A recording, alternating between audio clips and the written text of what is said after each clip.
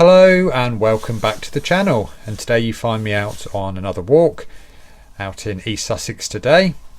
Starting our walk off at the Beeding Hill car park to the east of Upper Beeding, West Sussex. You can see the weather today, it's not great, extremely windy out there today with the risk of rain. In this video we are going to be heading to Thunder Barrows Hill, and to start this walk off we're going to head up Monarch's Way. The Monarch's Way is the route that King Charles took to escape from the Parliamentarians during the English Civil War, and I believe it ends up in the Shoreham area. Wasn't able to get any sound off of the microphone on this walk, so I'm just doing a voiceover, just looking back at Chanctonbury Ring in the distance and great views of the Weald. It's about an 8.5 kilometre walk I'm going to take you on today, and we're going to get some views of the south, looking at Shoreham Airport and Port Slade. We're heading to Thunders Barrow Hill, and Thunders Barrow Hill is a Neolithic hill fort, just like Chanctonbury back, and here we get our first glance of Thunders Barrow Hill. Thunders Barrow Hill goes back to Neolithics, about 3,500 BC. Never been there before, so I'm not sure what I'm going to expect on the way. Once we finish there, we're going to head back to a aeroplane crash. This crash happened up on Beeding Hill and is of a B17 Flying Fortress. In my previous videos I mentioned that I'm watching Masters of Air on Apple TV, where they're highlighting the pilots of the B17 Flying Fortresses and the stories of how they got across to Germany and bombed Germany, and it gives an interesting perspective on how the pilots dealt with these conditions. I'll show you where I think this crash site is on the way back. I had a look online and there is a record of the crash, and there is a newspaper article actually asking for more information as to what happened to this B17. Had a quick look on the LiDAR and I found a deep groove in the South Downs, roughly in this area, and it would be on the flight approach to Shoreham Airport. So we're just coming up to the first junction. At this junction we're going to be turning right and heading along a ridge line to Thunders Barrow Hill. Here it is, we turn right here. This pathway heads from Southwick Hill all the way to Truleigh Hill. So a little history about Thunders Barrow Hill. Thunders Barrow Hill is a hill fort, approximately 3.3 acres, and is roughly circular. The eastern side of it has much been affected by ploughing, but the western side has got a bank up to 1 metres high. There was originally an outer ditch of about 7 metres, which has now been filled in, and there are entrances at the north and the southeast. Pottery shards have been analysed and shown the fort to be constructed in the 6th century BC and was in use until the 3rd century BC. Inside the fort there is a Martin Down style enclosure, so named after the Bronze Age enclosure on Martin Down in Hampshire, and it's been interpreted as a domestic settlement. It's roughly square and the sides are about 70 metres and the area about 0.49 hectares or 1.2 acres, and it's almost been levelled by ploughing, so hard to see. There are 2 original entrances, one on the west and one on the east side, about 6 metres wide. Pottery shards analysed from the now infilled ditch. It's thought the enclosure was in use between the 10th and 9th centuries BC.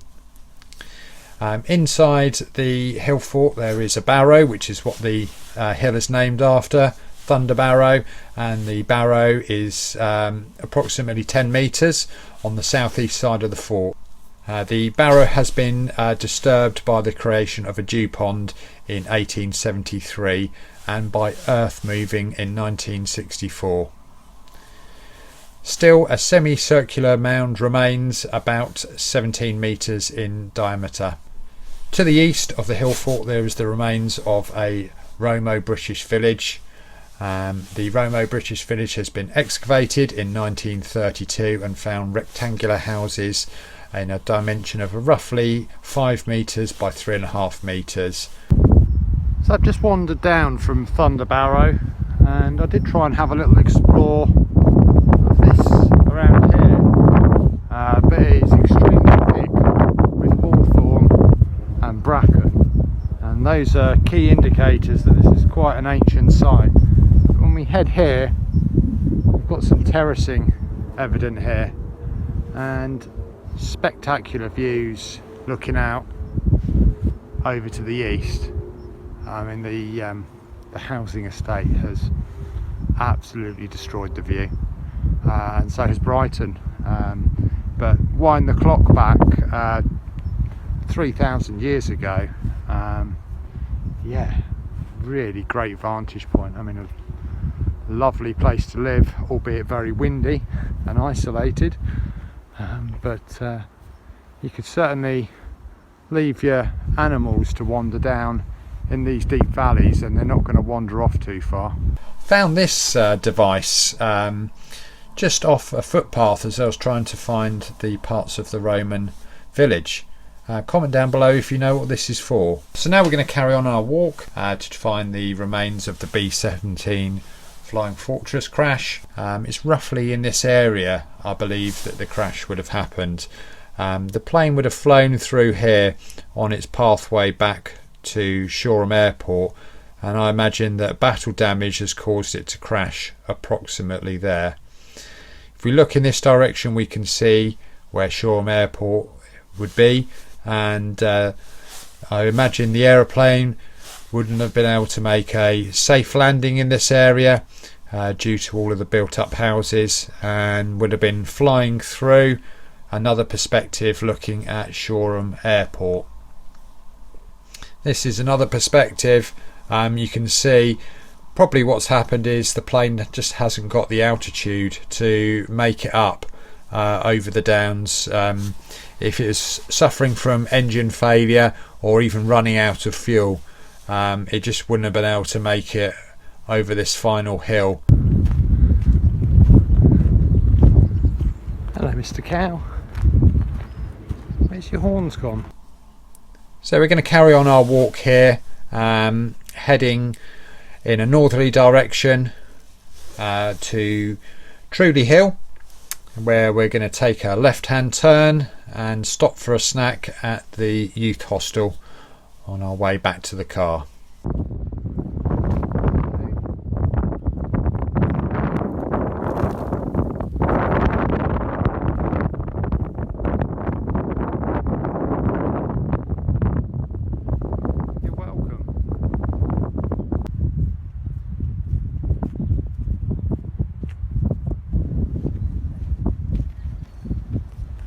If you're thinking about doing the South Downs trek, this is one of the places that you can stop and refill your water. So I've taken a break from the walk. I'm going to do myself a hot chocolate.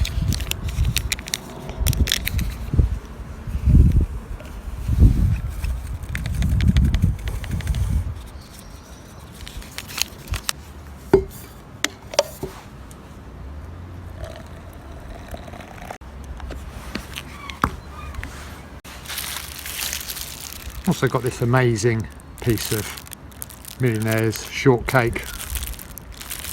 It's going to be my reward for this long walk. Got this on a Too Good To Go at the place I got my last really good sandwich from, DRNK in Lancing. I'll drop the link down below in the description if you want to get a lovely piece of Millionaire's shortcake just like this. So we're going to head back to the car now. So I hope you've enjoyed this short walk out with me on a windy day in West Sussex. If you could give me a like for all of the times that I had to walk back and pick up my camera due to the high winds, I'd be grateful for that. Thanks again for watching.